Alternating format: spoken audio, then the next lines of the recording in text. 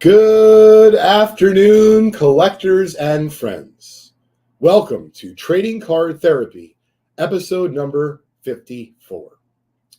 Well, just a few days ago was the big game, was the Super Bowl, and I hope you all enjoyed it. It was a very slow first half, certainly a much more exciting second half. But what I want to know, drop in the comments and tell me what you thought was the best Super Bowl commercial this year.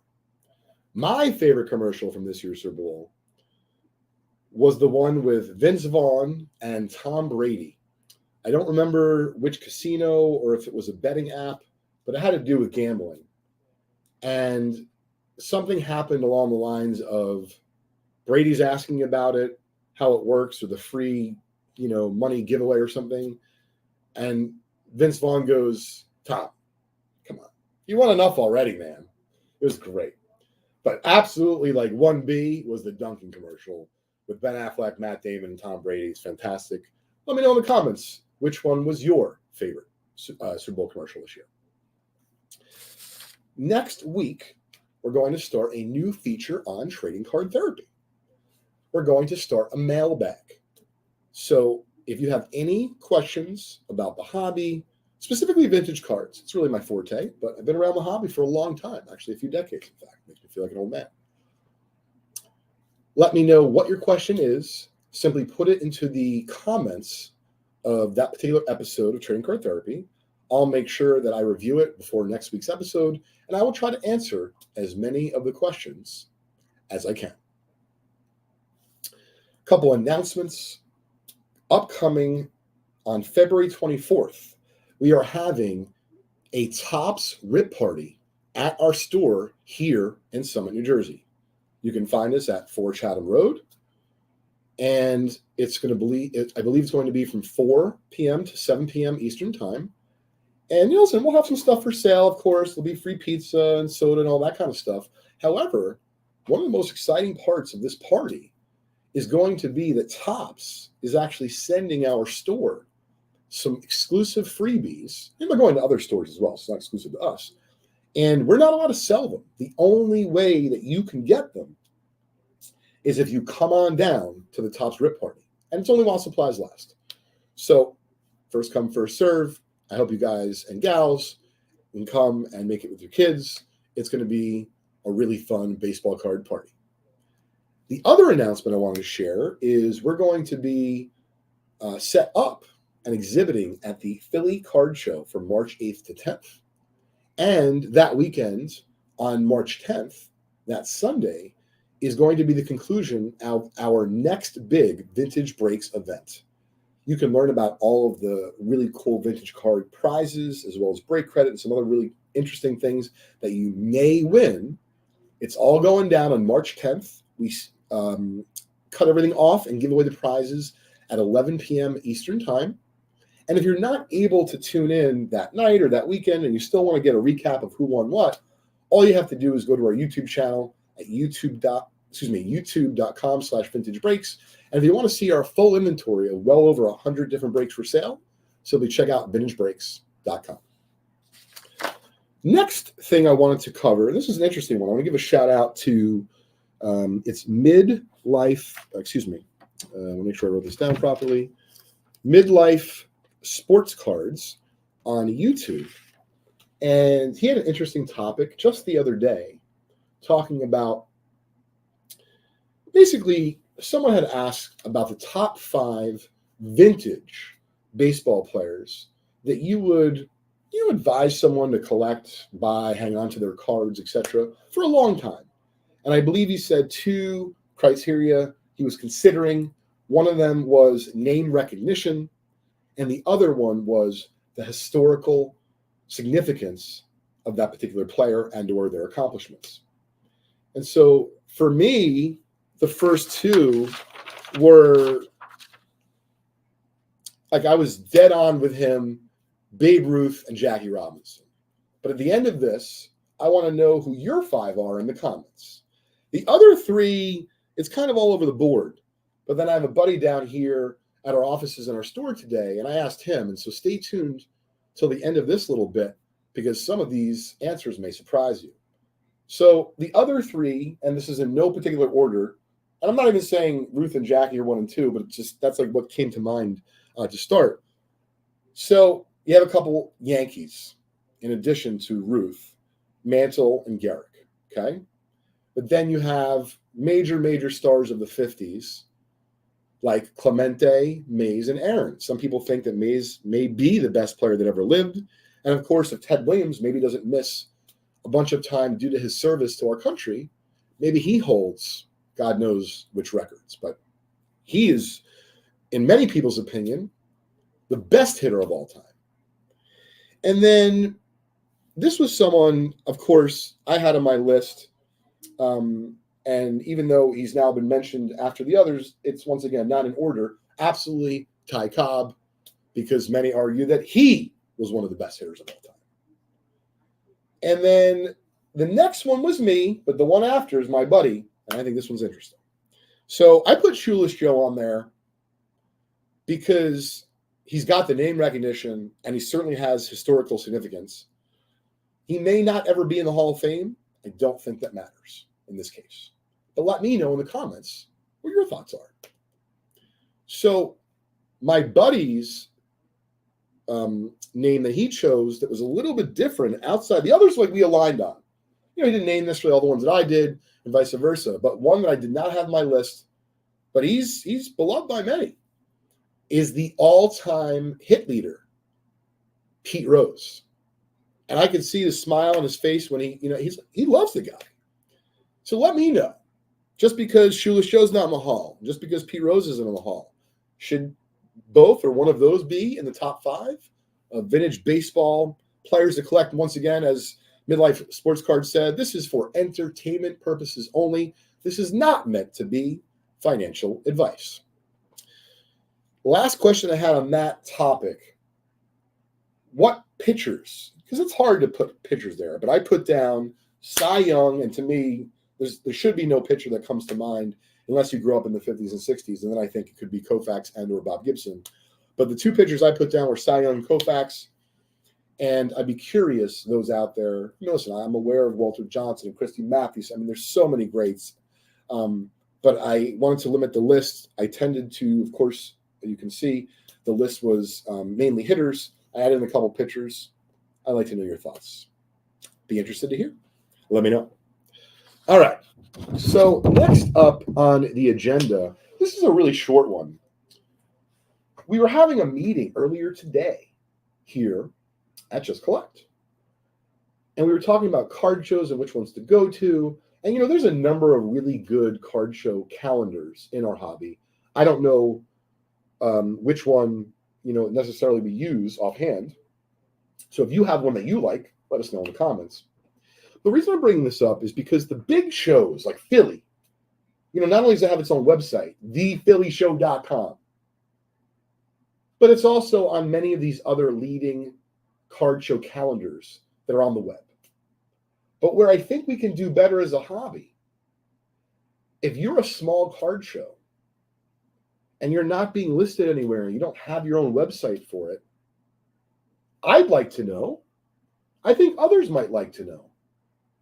So if you have a small card show and you want to get plugged, please drop your card show in the chat, and I'll make sure I mention you on a future episode of Trading Card Therapy. And I'll also reach out, once I talk to the team afterwards, to any of the big card show calendars, and let's just see if we can get you listed. Because to me, right, I want to know all the time when there's a show local to me in Hoboken, and I feel like even though I check all the calendars, inevitably I hear about a show that I'm like, wait a minute. And like, yeah, it was a really good 100-table show, 60-table show. I think Rob and the Burbank show is going to do fantastic this weekend. But we're not talking about those types of big shows like that in Philly. Because once again, they have their own website. They're doing a ton of marketing. They got a decent-sized advertising budget, so on and so forth. But let's try to get some of the smaller card shows out there to be known in the respective communities across our country, and at the very least, maybe increase hobby awareness, get some more customers to these shows, and maybe get a few more collectors into the hobby we all love. All right, I'm going to save my MJ stuff for last. But we were talking about, this is interesting. We were talking about card shows and, hobby love, and it was Valentine's Day the other day. And just really what's going on at these conventions.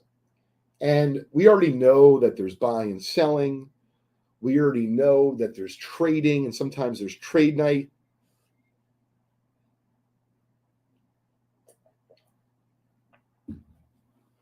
But we don't often talk about behaviors. And so when I think about hobby love, I love the hobby, but I also want to try to make it a better experience for others.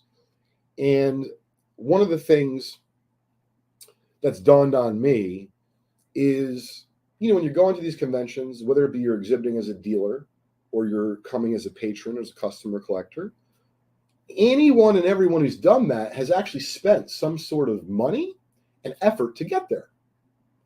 And this isn't going to be to, recognize or say you should keep your receipts. My point is, you didn't have to go, and you're going there because you most likely would like to be there.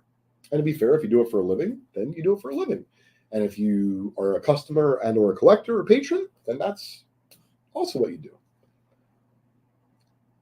One of the things, and I'm laughing because, for me, I feel like I'm a fairly outgoing fella, and it's not that difficult for me, but we all, hit a bump in the road, or maybe you have your kids with you and like you get a little hangry, or your kids are hangry, or someone that, went to the bathroom in their pants and they have an accident. I mean, it's like all sorts of things that can happen. But none of that should excuse being kind to each other to conventions. So what do I mean? Let's show a little more hobby love. I can tell you, and I do this professionally. I'll go up to some dealers and I'll see not only the way they've interacted with me, I'm like, oh, maybe they just don't like me. No, they're pretty cold to probably everyone. So this is a wake-up call. If you're a dealer and you're being standoffish and you're not picking up your head from your phone, or you look angry when someone walks up, it's no good. It's a bad look for you. It's a bad look for our hobby. And no one's winning. Because remember, the person on the other side, even if it's just someone who's 11 years old, they probably didn't drive there themselves. Once again, getting back to someone has taken their effort and their energy and their money, and they're at the convention. So I often feel that we at the card shows as dealers, there's like this unrealistic expectations. Like, hey, if you walk in, you should be spending money. You don't realize they already have admission, gas, tolls, the lunch they're now going to eat away from their home. So show a little hobby love. And this kind of comes to my next point, which, they go hand in hand. Instead of being standoffish, you say hi, but I wouldn't start with, hey, what are you looking for? Or what do you need? What are you here for? Because those are all very salesy type remarks. Nothing wrong with that. I can tell you how I talk to people when they come up to the booth. How you doing, Jim? Oh, you're able to make it down to the convention today? That's awesome. Glad you're able to make it. Where are you from? Oh, is it your first time here? Well, really appreciate you coming on down. Oh, you know what? I haven't been here in years. That's why I haven't seen you. Well, I really appreciate you coming down today. Let me know if you need any help. That's it. Sometimes I don't even say let me know if you need any help, because they kind of assume, because of your easygoing nature, that if they have a question, they won't hesitate to ask you. But believe me, if you look at them like this, or like George Costanza used to do on Seinfeld. Actually, I think he would try to look angry at work because people would think he was busy. I don't know if people are doing that at the card shows, but let me know if you're a Seinfeld fan in the chat, because I still am, even though I haven't seen an episode in a little bit. It's one of the best. So anyway, getting back to center, I think that we could be just a little bit more easygoing and recognize that for some people, it might be socially awkward for them to come up to a booth and to feel ignored, to feel like you're angry to be there. And so you won't just be helping your own booth. You'll actually be helping everyone else who's at the convention, but not just dealers, actually all the patrons. Because, I mean, let's be candid, right? If you go to the grocery store, and every single time you go to the grocery store, that same one, something gets messed up, and when you go to try to talk to someone, either the cashier or the manager or someone that can help you in customer service, they're just nasty. Even if they help you, they're just not that nice. Show a little hobby love. It's going to go a long way. All right, last thing on our 54th episode of Trading Card Therapy. If you folks don't know already, and you're new, thanks for tuning in.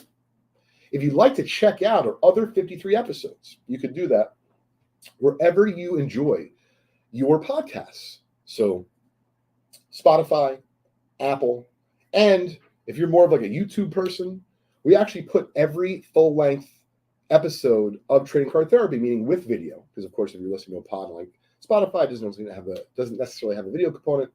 You can watch all of our Trading Card Therapy episodes with video on our Just Collect YouTube channel. That's just_collect. All right, last thing that I wanted to cover today.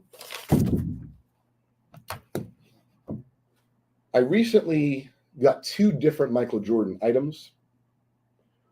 And one of them is a photo, which I might have talked about briefly on Leighton's Loft, but now that Leighton's Loft is going to just be once a month, on the first Wednesday of every month, I wanted to make sure I show this off today. I'll do the best I can because it's an 8x10 and it's also slabbed by PSA.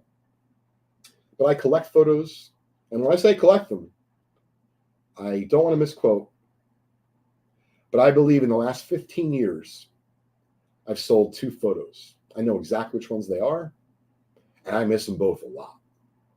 Maybe in a future episode, I'll talk about which ones they are. Not today. I'm in a good mood.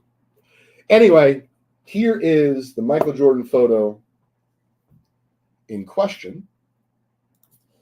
I always love a Jordan dunking photo. Okay, I'm going to back up the camera just a little bit.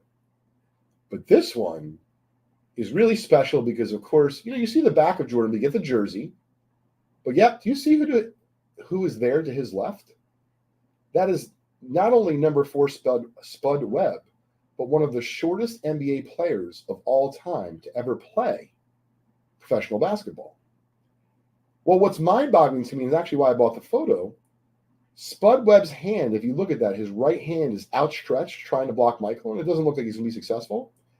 His hand is legitimately above the rim and above Michael's hand at that moment, which is absolutely insane. So this is why I like photos, because I'm a sports nerd, and when you can take an iconic moment in time, not that this is iconic, but make no mistake, I'm not selling this one. And, maybe I'll get Crosby interested in photos, and we'll start buying some photos together. For those that don't know who are listening to this for the first time, Crosby is my 9-year-old son. He is not currently collecting anything very seriously, but that, of course, could change at any moment. All right, and the last thing I want to show off today, I am not from this era. I didn't collect a lot of game used jersey cards, a lot of autograph cards. I love them all. I collect basically Griffey and Jordan. And I got this recently. It's a legendary jersey card of Michael Jordan from 2001 Upper Deck. And I like this because it's a triple color patch, and it's also graded PSA 9. But I really love the image of Jordan. He's smiling. I like the way the jersey's next to it. It just really hits me. So I hadn't picked up a card like this in a very long time. And I wanted to share this with you, the hobby today. So please, if you picked up anything cool recently, it doesn't have to be a card. It could be a photo. It could be a piece of memorabilia. I would love to hear about it. Let me know in the comments. And with that, we're going to wrap up our 54th episode of Trading Card Therapy. Thanks for tuning in, everybody.